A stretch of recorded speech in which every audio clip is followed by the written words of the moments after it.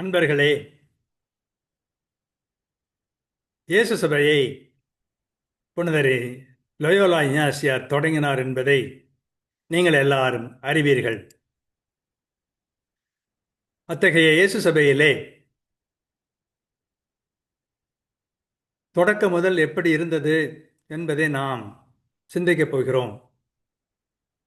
இஞ்ஞாசியார் தன்னந்தனியே அந்த சபையை தொடங்கினாரா என்றால் இல்லை.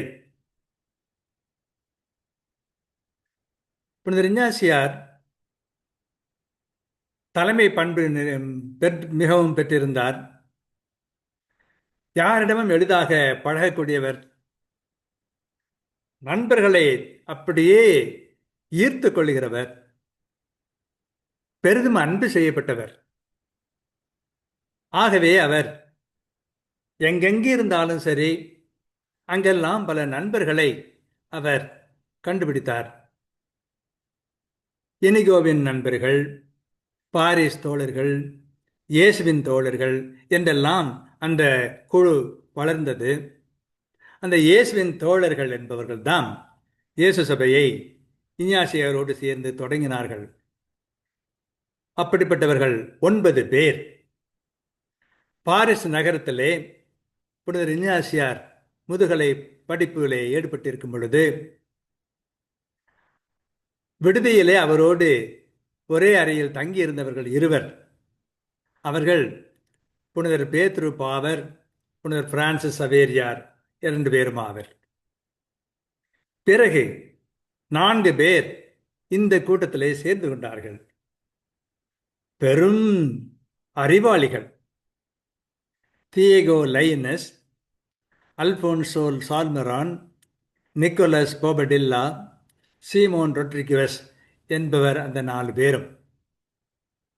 மேலும் இறுதியாக 3 பேர் இந்த கூட்டத்திலே சேர்ந்து கொண்டார்கள். கிளாட் ஜே, பிராட்ஜே ஸ்ப்ரோயே, ஷான் கோடியோர் என்ற இந்த 9 பேர்களை நண்பர்களாக கொண்ட இஞ்ஞாசியார், இவர்களுடைய நட்பு மேலோட்டமான ஒரு நட்பாக இல்லை, ஒரு குறுகிய காலத்துக்குரிய நட்பாகவும் இல்லை.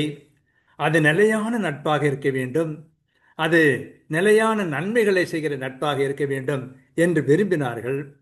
அதன் விளைவாக அவர்கள் இயேசு சபையை தோற்றுவிப்பதற்கு புனிதர் இஞ்ஞாசியாருக்கு துணையாக இருந்தார்கள். இப்படித்தான் இந்த 9 பேருடைய துணையோடு புனிதர் லொயோலா இஞ்ஞாசியார் இயேசு சபையை தொடங்கினார். அது எவ்வளவோ நல்லது என்று நாம் காண்கிறோம்.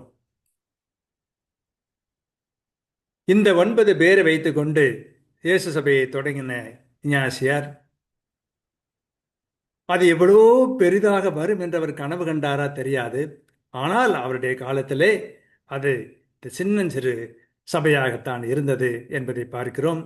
இப்பொழுது பெரும் சபையாக அது மாறி இருப்பதனால் கடவுளுக்கு நன்றி செலுத்துவோம். வாழ்க.